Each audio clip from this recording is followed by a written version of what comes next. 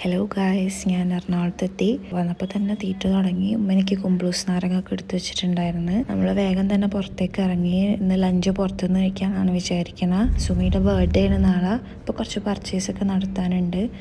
നമ്മൾ ആദ്യം അവിടെ അടുത്തുള്ളൊരു വെജ് റെസ്റ്റോറൻറ്റിൽ പോയിട്ട് നമ്മൾ കൂടുതലും ബാലൻസ്ഡ് ആയിട്ട് കഴിക്കാൻ നോക്കാറുണ്ട്. അപ്പോൾ ചോറ് കുറേ സാധനങ്ങൾ കിട്ടാൻ വേണ്ടി ഇങ്ങനത്തെ ഫുഡാണ് കഴിക്കലിപ്പോൾ. എനിക്ക് വണ്ടിയിൽ AC ഇട്ടാൽ അപ്പോൾ തലവേദന വരും. അതാണ് കുറച്ച് വിൻഡോ തുറന്നിട്ടിട്ട് ഇങ്ങനെ ഒരു മുഖമായിട്ടിരിക്കണത്. ഇന്ന് എഡിറ്റ് ചെയ്തൊരു വീഡിയോ ഇടാനുണ്ട്, പക്ഷെ വണ്ടിയിലിരുന്ന് പറ്റുന്നുണ്ടായിരുന്നില്ല. വെസ്റ്റ് സൈഡിൽ പോയിട്ട് ഫസ്റ്റ് എഡിറ്റ് ചെയ്ത് തീർക്കുകയാണ് ചെയ്തത്. ആക്ച്വലി അവിടെ എന്താ സെയിലുണ്ടായിരുന്നു, പക്ഷെ ഡ്രസ്സുകളെല്ലാം ഓൾമോസ്റ്റ് തീർന്നിട്ടുണ്ടായിരുന്നു. ഞാൻ 2 ടോപ്പ് കണ്ടതിൽ കുഴപ്പമില്ലാന്ന് തോന്നിയത് എടുത്ത്. എനിക്ക് ഈ കളർ കോമ്പിനേഷൻ ഭയങ്കര ഇഷ്ടമാണ്. ഈ ഒരു മജന്ത, ഈ ലൈറ്റ് ബ്ലൂ ജീൻസ് ആയിട്ട് ഇടുന്നത്.